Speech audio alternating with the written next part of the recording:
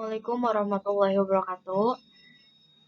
Saya Pratiwi Sugiyatna ingin menjelaskan tentang sistem informasi keuangan. Apa sih itu sistem informasi keuangan?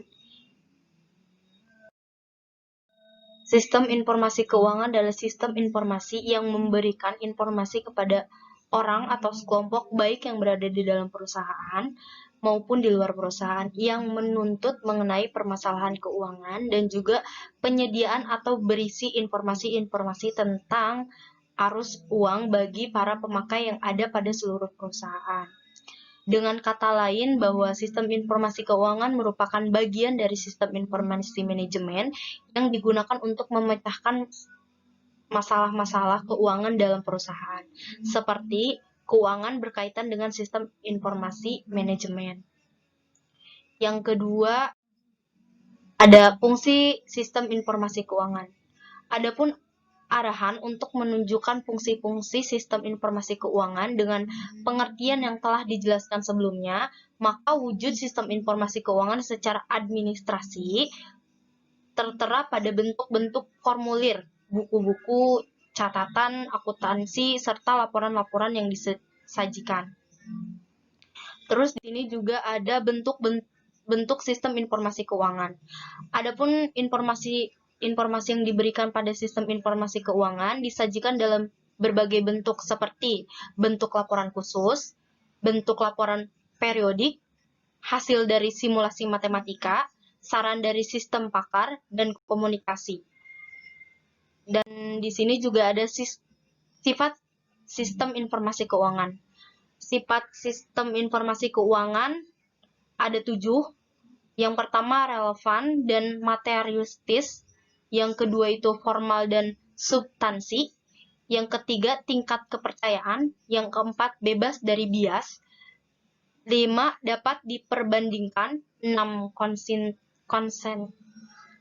konsistensi, 7 dapat dipahami. Selanjutnya, tujuan sistem informasi keuangan. Yang pertama, memenuhi prinsip cepat. Yang kedua itu mempunyai prinsip aman. Model sistem informasi keuangan bisa dilihat dari sini.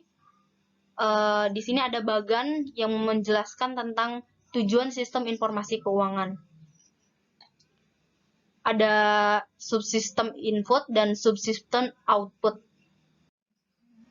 Terus di sini juga ada subsistem input keuangan. Yang pertama itu sistem informasi akuntansi menyediakan data input bagi aplikasi keuangan.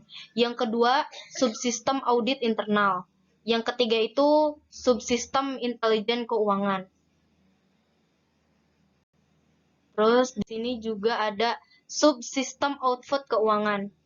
Ada 3 nih. Ada sistem peramalan, melakukan perjalanan jangka panjang 5-10 tahun ke depan untuk menyediakan dasar bagi perencanaan strategis. Terus di sini juga ada subsistem manajemen dana berkaitan dengan arus uang melalui perusahaan. Di sini juga ada pengendalian, menyiapkan anggaran operasi tahunan dan kemudian menyediakan informasi umpan balik kepada manajer sehingga mereka dapat membantu biaya aktual dibandingkan dengan anggaran. Terus di sini juga ada ruang lingkup informasi keuangan, di mana ruang lingkup informasi keuangan ini mencangkup implementasi aplikasi sekelompok pada bagian akuntansi atau pembukuan, meliputi pencatatan dan pengelolaan data atas transaksi keuangan yang meliput penjurnalan. Terus di sini juga ada ruang lingkup sistem informasi aktiva tetap dan persediaan terdiri dari mutasi penambahan dan pengurangan pada aktiva tetap dan persediaan serta perhitungan, penyusunan dan nilai buku aktiva tetap. Terus di sini juga ada ruang lingkup implementasi billing, sistem yang telah terkomputerisasi, terdiri dari beberapa subsistem, antara lain penyambungan baru, subsistem administrasi rekening, terus pelayanan pelanggan, customer service, dan penagihan dan penerimaan kas. Di sini juga ada contoh sistem informasi keuangan nih.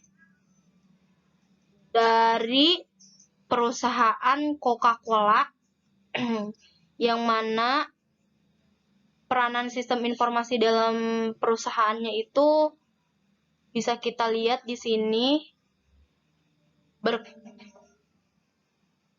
Perkembangan teknologi dan sistem informasi dalam strategi pengembangan bisnisnya, di mana sistem informasi selalu dibandingkan oleh perusahaan manapun termasuk PT Coca-Cola.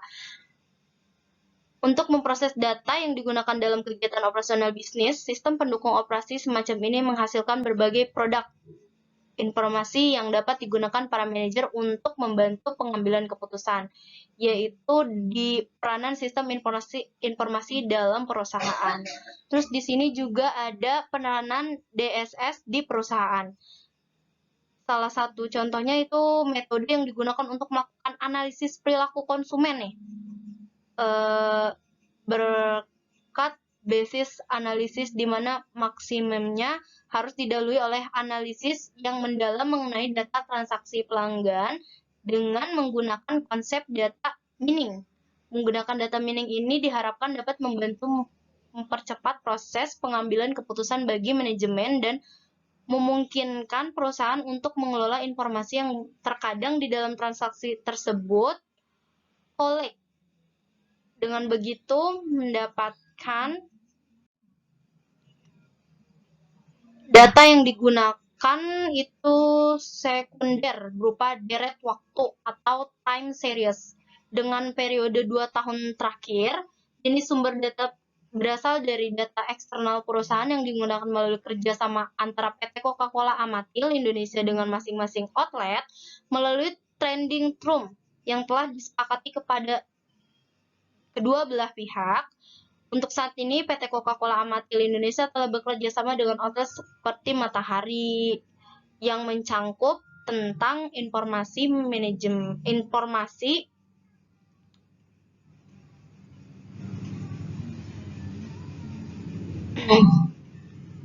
sistem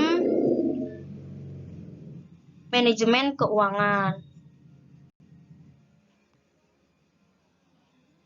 Untuk sekian presentasi saya, kurang lebihnya mohon maaf. Wassalamualaikum warahmatullahi wabarakatuh.